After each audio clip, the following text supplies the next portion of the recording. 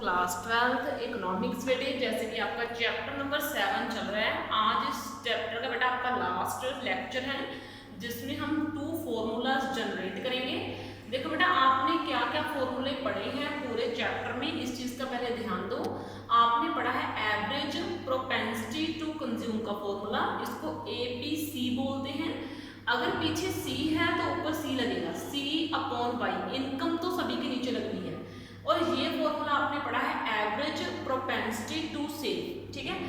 पीछे ऐसा है सेविंग, तो ऊपर इसका मतलब सेविंग फंक्शन की बात हो रही है, सेविंग अपॉन वाई इनकम, सारा कुछ बोल रही हूँ। सी मीन्स आपका हो गया कंजम्पशन, ठीक है, और एस का मीनिंग आपका हो गया सेविंग, और वाई का मीनिंग आपका हो गया इनकम, और डेल्टा वाई का मीनिंग आपका हो गया चेंज इन इनकम, ठीक है, और आपका डेल्टा सी का मीनिंग क्या हुआ, change in consumption, change in consumption, और डेल्टा एस का मीनिंग क्या हुआ, चेंज इन सेविंग, ठीक है, चेंज इन सेविंग। ये मैंने सारे डिनोशंस आपको बता दी जो मैंने इन फॉर्मूलाज में यूज की है। सी का मीनिंग कंजम्पशन, वाई का मीनिंग इनकम, एस का मीनिंग सेविंग, ठीक है। तो एवरेज प्रोपेंसिटी टू कंज्यूम का फॉर्मूला है consumption upon income. Average propensity to save का फॉर्मूला है saving upon income. Marginal propensity to consume, marginal जो होता है वो चेंज को शो करता है। जहां पे एम आ गया ना, वहां पे आपको ध्यान रखना कि चेंज की बात की जा रही है। तो मार्जिनल प्रोपेंसिटी टू कंज्यूम आ गया change in consumption divide by change in income. Marginal propensity to save का मीनिंग है change in saving divide by change in income. तो ये फॉर्मूलाज आपने रीड करे हैं। आज हम ये फॉर्मूला जनरेट करते हैं कि average propensity to save, average propensity to consume का एडिशन यानी कि दोनों का जोड़ 1 के इक्वल होता है, ठीक है। इस फॉर्मूले को हम जनरेट करेंगे। पहले एवरेज प्रोपेंसिटी टू सेव जो है वो किसके इक्वल है, सेविंग अपॉन वाई के। मैंने वहां से उठाया, आपको मैंने फॉर्मूले दिखाए हैं।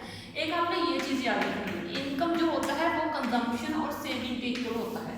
किसके इक्वल होती है, इनकम कंजम्पशन और सेविंग के इक्वल। एक आपने ये याद रखना है, delta Y is equal to delta C plus delta S होता है, यानी कि change in income is equal to change in consumption plus change in saving. इन सभी फॉर्मूलाज का यूज हम इनको जनरेट करने में करेंगे। अब देखो, मुझे APS की वैल्यू पता है कितनी, S अपॉन वाई। APC की वैल्यू पता है कितनी, C अपॉन वाई।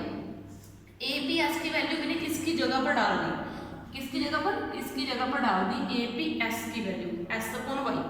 अब मैंने क्या करा, APC की वैल्यू जो है C अपॉन वाई इसकी जगह पर डाल दी, ठीक है। डालने के बाद अब देखो, जब नीचे चीजें सेम हो तो एलसीएम जो है वो एक सिंगल ही आ जाता है, ये आपको पता है, S प्लस C, ठीक है, ये लिख दिया S plus C divide by Y. आपको पता है ना, अगर चीजें एलसीएम सेम हो तो उसको 1 टाइम लिखते हैं, 2 टाइम्स ऐड मत कर देना इसको, ठीक है। जो मैथ स्टूडेंट नहीं है उनको स्पेशल बता रही हूँ, ठीक है, कि अगर नीचे चीजें सेम हो, कहीं इसको 2y मत लिख दियो, ये गलत हो जाएगा।